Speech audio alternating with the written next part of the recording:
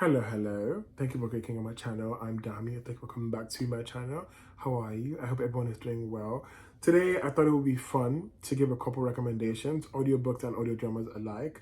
And I will say, there's not a world where I would pick an audiobook over a physical copy. Not yet. However, I came across audiobooks in a very unique way. I was looking for a bonus chapter of a book on iBooks, and I came across these books that were like $3. And I thought it was interesting because all the books I see on iBooks are either like $19.99 or $24.99 or like maybe $10 or something. But these are $3, and I thought it was very interesting, and they were audiobooks, and I got into them. Now, I will say that I noticed something that's maybe just me, and it's not really any fact at all. But all the books that I saw, all the audiobooks that I saw that were under, $3 were low rated books, and I thought that was interesting. And that leads to like two disclaimers I want to give before we hop into these recommendations. Right, number one, I'm not going to rate or give you a certain hierarchy of these books. I'm not going to say, oh, it was 5 stars, it was 2 stars, because honestly, it could be 5 stars for me and it could be 2 stars for you. It could be 2 stars for me, it could be 5 stars for you, and I don't want to limit your experience and make you just like cross it off your list because I'm giving it a certain rating, or bump it up your list because you think it's a lot more than I say it is. I might just be exaggerating. However, what I can do is, with a lot more context, I can compare and contrast based on what the genre is and story value and everything, and maybe just try to give you my opinion and let you know how good it is. Secondly, I'm not going to give them in like a certain list. I'm not going to say like, based on how I enjoyed them. I'm just going off like a very random listing here because that's how I wrote it down. I'm looking at my computer on this side, so that's why I keep looking to the side. And all that being said, everything I have written on this list has been interesting in a way, and I will let you know why. So I listen to my audiobooks, well, on iBooks, and then I listen to my audio dramas. I prefer them on Apple Podcasts. I guess it depends on whatever you use, but Apple Podcasts for some reason has a lot more volume to Spotify, which is what I use on some other days. So it's up to you, depends. And yeah, let's get right into it. So first on my list is Borrasca. Borrasca is a sensational fucking show, and one of the main actors is Cole Sprouse. We all know Cole Sprouse from like Zack and Cody and everything. And he's on, I'm going to shoot myself in the foot here, but he's on one of my favorite compound shows, which is Riverdale. People don't like Riverdale for whatever reason. I love Riverdale. It's okay. I hope it doesn't really define my taste to you. And if it does, I understand. But on Riverdale, he has a very, he narrates the whole series, and he has a very captivating and just intriguing voice that can really, really tell a story, right? So Borrasca, he's not narrating, he's more of a character in this story, and this family moves to Missouri, and they are, their dad's a cop, and they get to, to Missouri, their kids, and like kids anywhere else, honestly, when you're just like hearing stories, like, what's the gist in town, what's really going on, that's what's going on here. However, these, like their first day, they're literally still packing, but they meet their neighbors and they meet their neighbors' kids, and they hear like a very certain noise. They hear like a very weird, almost like a roar. And obviously you're new, like what is that? And everyone else is actually normal, so it made them very curious. And the kids, now by kids I mean like under 15, not the teenagers, because teenagers are like the cool guys, right? No, not the other siblings. I mean the kids are like middle school or whatever. So they're like, oh wow, that's just Borrasca. And they give a very, very vague tale saying everyone that goes to Borrasca has never come back. And you hear that in the story and you think, oh wow, that's very interesting. Anyway, moving on, because these people are, new to town, they're moving, they have to get ready for school the next day because they moved like middle of the semester, and their dad, new job. The whole thing's a mess because you're moving. We all know how stressful moving can be. So anyway, the story does a very interesting back and forth because it goes between different timelines. But I know timelines can be very frustrating for some people, me included. However, this is very short, brief, but interesting. It goes from when they're kids, because it's setting the foundation of the story, to when they're like in middle school, to when the main plot of the show just kicks in, and then to the present, which is when they're a lot more grown, and it's like maybe 5 years in the future. So that's basically the timeline. And what happens is a lot more important people go missing, and shit goes left, and Cole Sprouse, who's the main character, is left to wonder and just because he's in therapy in the future or in the present, and he's basically just retelling what had happened to his therapist, and they're trying to connect the dots, and something, appears at his door. That's a metaphor, it's not like appear, but something appears at his door this one day that leads him back to re-experience everything he experienced while he was in Missouri with Nebraska. And let me tell you, it's a captivating show. You're not going to expect where this show, ends. I recommended this show to my friend who wanted to get to audio dramas for the first time. This was the first one I gave to him, which is why it's the first one I'm giving to you guys, because it's very simplistic, it's very dramatic, the audio is very sensational, and it's just good storytelling, and it's a good plot, it's an unexpected plot, and it's just very realistic in a way. And yes, you're not going to expect what this story is going to, which is why I'm recommending it to you, because it's so sensational. I'm trying to not say more so I don't spoil the story, but I promise you it is good. Second on my list is called Listening In. Listening In, I just listened to very recently, and I fucking loved it. Now, in comparison to Nebraska, Listening In just has like 20 minutes per episode. It's not even that long. Nebraska has like 30, 40 minutes for some episodes, but Listening is, and the reason why I loved Listening In was because I love when a story or a series or a show or whatever can just bring out the most mundane things, put them on paper, and just make them chaotic for some reason. So this is the concept for Listening In, right? This lady and her husband moved to New York. She's an aspiring, right? Well, not aspiring. She's a writer working on a second book, and her husband works in oil, and they moved to this apartment in New York, and he's gone out to do whatever he's doing, and she's the wife is trying to write, and they're still unpacking and everything. She's unpacking and she's trying to write, so she turns on her radio, she's listening to jazz, and the radio just basically picks up on a conversation from next door. And she finds that a bit odd, like I think anyone else would, and she's wondering what's going on. She's listening to, it was a very freakish thing because she hears these two people having sex, and it picks up on, but you're left to wonder if it's picking up on the frequency of the radio in the other room, or the Alexa basically, or it's just picking up on the airwaves, and it's just broadcasting anything that anyone is saying or doing in the next building or the next room. And this keeps happening. She doesn't know how to control her radio. She doesn't really know how to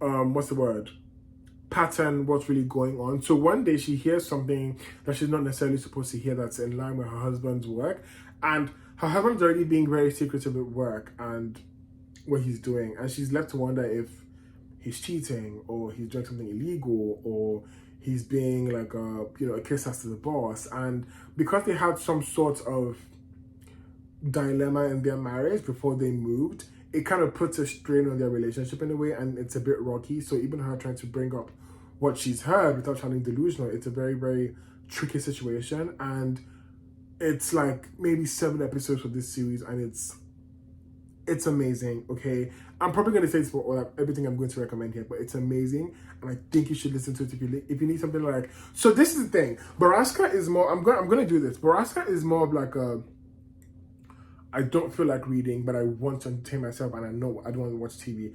That's Nebraska. Listening In is more of like, I'm going on a run, then maybe walk to get some groceries. That's Listening In, because you don't need to pay so much attention, because again, nothing special is happening. But I will say the storyline is very interesting and just keeps you locked in.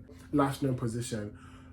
Oh, okay. So Last Known Position surprised me, because I'm not in like all genre of things I would ever watch or read in my life. Sci-fi is maybe the least, only because I don't think I'm smart enough for sci-fi.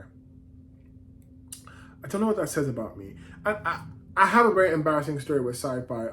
I had a Doctor Who book when I was younger, and it was one of those books where you basically had to pick your fate. So you get to the bottom of the page, it says for him to jump in the fire, swap to page 747. For him to kiss the woman, go to page 90. That's what the kind of book it was, but I didn't really know that. I didn't know the context clues, and I was just reading page by page, and the book made no fucking sense to me. Ever since then, I've stayed clear of sci-fi because I thought I was too fucking dumb to read sci-fi. So that's what it is. Last Known Position. So you would recognize that Last Known Position has Gina Rodriguez, who is in Jane the Virgin, and at first her voice and the character kind of threw me off because she's playing a very, and I know that sounds weird, I know. So she's basically playing a submarine pilot, and what happens is there's been an airplane crash in this universe, and the daughter and wife of like a very, very rich, wealthy billionaire business tycoon, they're on this plane, and he owned the plane that actually crashed as well. So he feels double damage to what has happened, with his company and his family, and he's basically trying to find out what happened and if they can find or locate the bodies at the least, because the plane just, erased from like everyone's records. And he assembles a team. Basically, they have a big boat and they needed a submarine pilot, so they hire Gina Rodriguez's character, and they're on this boat. And her first day there, she's realized that she's actually taking over from her boss who died. He had like a heart attack, quote unquote, and she thought it was a bit odd because when she finds out that her boss died, she's like, well, he was the healthiest person, he worked out every day, like what's really going on? And that kind of raised her antenna. So I guess like with any job you're doing, when you're taking over from like your predecessor or whatever, they would probably, depending on your line of work. So I guess with submarines, it's a lot of technicalities, right? So she's taking over from him, and he has a lot of notes that he's written for her, a lot of like important things she needs to follow, and he left a tape for her as well, telling her not to trust anyone, and like shit's weird on the boat basically. And she starts to ask questions, but her asking questions kind of raises antennas because people just really want her there to do her job and not ask questions. And as they start to unravel what really happened with the plane crash, it gets weird, and it's even more scary because they're in the middle of nowhere on a boat, on water. It gets really, really dark, and at a certain moment, in the series, the power goes out and they lose communication with like the outside world. So literally no one knows where they are because like the top secrets, what's the word, mission or whatever, recovery mission. So it's really interesting. So like I said, it took me by surprise because I didn't care about the storyline of like a missing plane or like a bunch of scientists together on one boat. However, it was captivating. I probably said that for everything I've mentioned, but I think that's the beauty of audio drama. It just leaves you with nothing but audio, and your mind has to kind of go as far as your mind can go, and it's left to you to visualize what you want to. And maybe after the second episode, I was like, oh wait, I know what's going on. I picked apart, because the problem I have with audio dramas and maybe some audiobooks is it takes me a minute to pick out some audio characters, like to say, to put a face to like a voice. Because maybe it's like Chris, James, and Nolan. I probably think they're all voiced by the same actor, and I have a problem like picking their voices apart, but that's just a me thing. So like I said, it took me by surprise. It was really, really interesting. The ending is still a bit weird to me, and not in a bad way. It's just a bit like eerie or gory or like vague in a way, and I guess that's a good thing because not all questions needs to be answered, if we're being very honest. How to win friends and disappear people, and this was what I really just finished quite recently, and I'm going to explain this for you in a way that's going to sound weird, but I need you to stay with me, let it sink in a little bit, and then process it, right? For anyone who watched Vampire Diaries, if you watch Vampire Diaries at all, any moment of your life, imagine if Catherine and Caroline, before she became a vampire, had met in New York. And Caroline was working in tech. And Caroline had to keep Catherine away from the police and had to like basically clean up her mess after she killed people. That's what this show is about. But then towards the ending, Caroline goes bonkers and shit goes left. If you can picture that, like honestly, if you visualize it and you love it, that's it. Click up this video. I'm done. I've done my job for the day. That's it, right? Because that's what it's about. But for those who didn't watch Vampire Diaries, that's fine. So basically, this show is about this young lady who works in tech. She's looking for a promotion and she honestly thinks she's going to get it, but then it's given to this ass at her work who's a man, so who really doesn't deserve it, but it's given to him because of patriarchy. And then there's a new vampire in town who's also this young lady's neighbor, and in some weird twisted way, this neighbor kills someone that's in ties to our young lady who works in tech, and now this young lady is burdened with the responsibility of having to clean up this woman's mess. That's all I'm going to tell you. And And a ton of events, we also find out that this young lady as well is very, very interested in serial killer documentaries and, you know, crime documentaries and true crime podcasts and everything. But that's like just adding to her character. And it's like also like a basic fact that women a lot more than men listen to a lot more true crime and documentaries and everything. But yeah, that is How to Win Friends and Disappear People. I really, really enjoyed it. But then again, because of how thorough I am in like vampire lore, this wasn't my favorite vampire. But then again, it felt a bit mundane, that it was almost too mundane, if that makes any sense. But I really, really hope everyone that watches this video has watched Vampire Diaries, so that my first, like, you know, explanation is a cash grab. You can go, that's it, done, we're done. You know, thank you for watching this video. But like, I really hope everyone watches Vampire Diaries so that that first explanation makes sense. Next up, we have Overkill by Sandra Brown. So circling back to when I said I enjoyed when mundane stories were made a lot more interesting, this is one of them. So the basic information you need to know about this book going in, even if you decide to listen to it or read it, that's good for you. But I listened to it because, again, it was $3.99. But basically, this NFL player who is retired had been married to his wife for quite some time. They divorced, but she never really signed the papers. So it's like they're separated, right? But she gets into like a freak accident at a party and she's now on life support. And the only way she can be let off life support is if he has something to say about it. Because in their divorce papers, basically, or like their prenup or whatever it was, some papers they signed together, in the case that this ever happened, he's the only person that had the say to, you know, let her off life support. Now, he wanted to do it, let her go off life support, like this, let her pass on. But out of respect for her family, he keeps her there. Now it's been like, what, 5 years? And the person responsible, or well, one of the people responsible for what happened to his wife, gets out of jail, and he just happens to be a rich white boy, being a rich white boy. And his dad knows like the DA and stuff. So now there is a lawyer who comes in contact with this NFL player saying that he needs to let the wife go. Because what happens is, if the wife can be let off life supports, then the rich white boy who just came out of jail can face trial and he can actually just, be sent back into jail. If not, she's technically still alive, so nothing's really going to happen to the guy anymore. And the whole book is just him navigating how he can do that with his conscience. And this book takes a weird turn that's very realistic as well. Because again, nothing crazy happens. It's really just law and crime. Nothing out of the world happens. But towards the ending of the book, it gets a lot more heated than the rest of the book. And yeah, I really recommend, again, go for it. I listened to it, and this is the first audiobook I ever listened to, actually, funny enough. And yeah, it was a very fun experience because it was one narrator doing all the voices. So I was able to keep up with that rather than another book that I listened to where it was like different people doing different voices. You get what I mean? Speaking of books, another book, which is, it's only 2 books on this list, right? Guest List by Lucy Foley. Now, you've probably heard about this author. She has a book called The Paris Apartment, which I think is a bit more popular than The Guest List. Now, how do I put this book together for you in a bow that makes it make sense? Because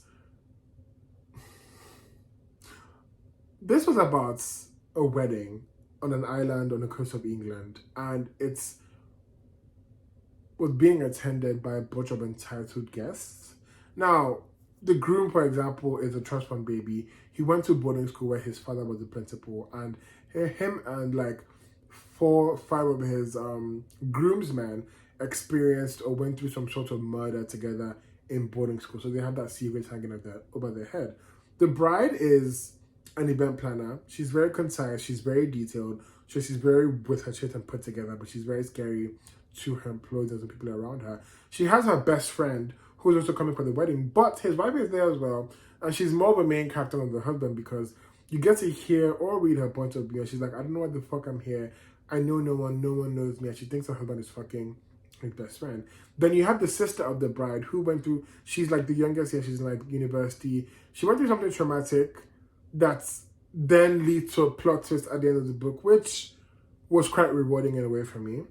She's really interesting, watch out for her. The parents of the people getting married, they're just rich. they're white, and they don't really give a fuck that their kids are getting married, to be honest. And like, there's a very weird moment where they're giving their vows, and you can hear that they're just trying to sound a lot more entitled and just say like, you know, oh, I took care of you. Like, they're trying to justify how they raised their kids. And then there's the event planners of this actual wedding that are in charge of the island. Now, they're only doing this wedding, ideally, because they want people,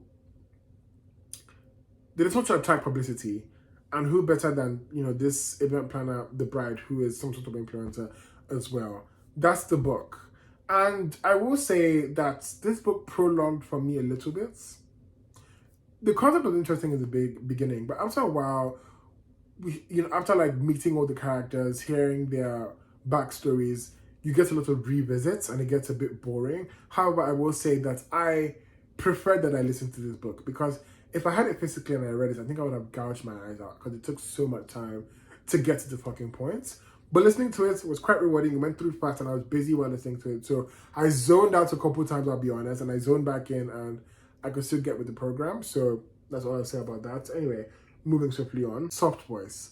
Soft Voice holds the record as the first audio drama I ever listened to. And oh my God, this is basically depicting what we're going through on a day-to-day. You know how you wake up in the morning and your alarm's ringing and one voice is, not voice, but like something is like, okay, get up, let's go brush our teeth. And something else is like 10 more minutes. Or it's time for dinner and you have stuff to cook, but something's telling you to order Chinese or something.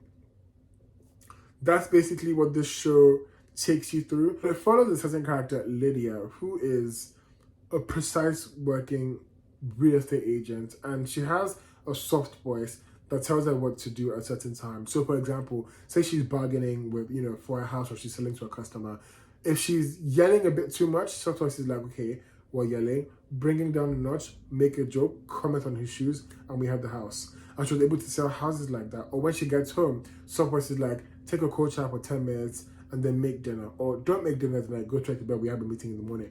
It was basically helping her with her life, like a inbuilt Siri basically. And then one moment it clicks and she hears a different kind of voice that isn't soft voice. And let's just say her life kind of goes to shit, and she's able to realize how much she did need soft voice in her life. And it's a very, very direct metaphor with how we live our lives as human beings, honestly. But it's a very, very good listen. It has Olivia Cook, who you probably know from House of the Dragons, for anyone who watches. It also has Naomi Scott from like Charlie's Angels and Aladdin. She played Jasmine, so that's all you need to know. It's really, really good. It's short as well. The episodes are like maybe 25 per episodes. Really sensational. Last on our list, bringing this video to a close, we have a show called Blackout. I just finished Blackout yesterday. I think that's the best shit I've ever listened to in my life. I'm not going to lie to you guys. So basically what this show is about is, and it hits so close to home actually, because basically what happens, now it stars Rami Malek, who you know from Everywhere, and Adrian Amy King from How to Get Away with Murder.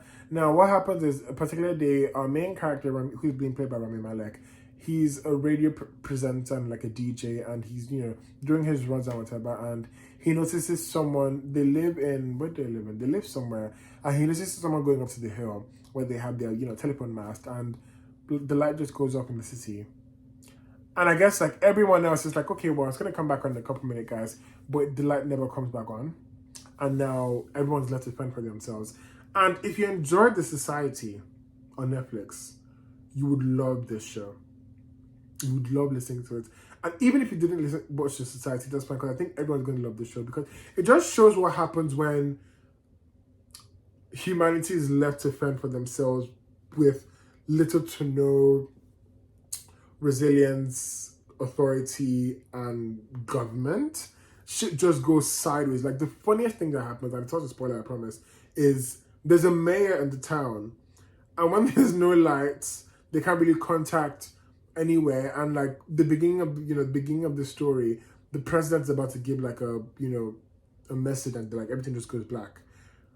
That's it. Like, that's when everyone thinks all hope is lost, right? So the mayor, he's trying to be so, bravado about it, but then someone told him to like shut the fuck up. I think they locked the mayor up and they just shoved him somewhere because he has no authority anymore because there's just something he can do about it. That's just to show you how the stakes are. And you start to see how people put power in their hands, how people start to, form groups, and how survival becomes imminent, and like money becomes so irrelevant. Now it's like, what can you do? And like, what services can you provide to be worthy of being alive? That's what this show is about. Now, I really want to go into more context, but believe me when I say, just think about any possible scenario of what happens when there's a worldwide blackouts, no communication with any other, bordering states, and everyone is left to fend for themselves as a community. What do you think happens? That's what this show is about. That Agent Omi King doesn't come until the second season, right? She doesn't come into the second season, so if you're looking for her like I was, don't. But trust me, that it was needed because her story is a separate story that then merges together at the ending, and I can't wait for season 3. They got greenlit for season 3. It's fucking amazing. It's really, really good show. Now this has like 30, almost 40 minutes per episode, give or take, but it's really, really good.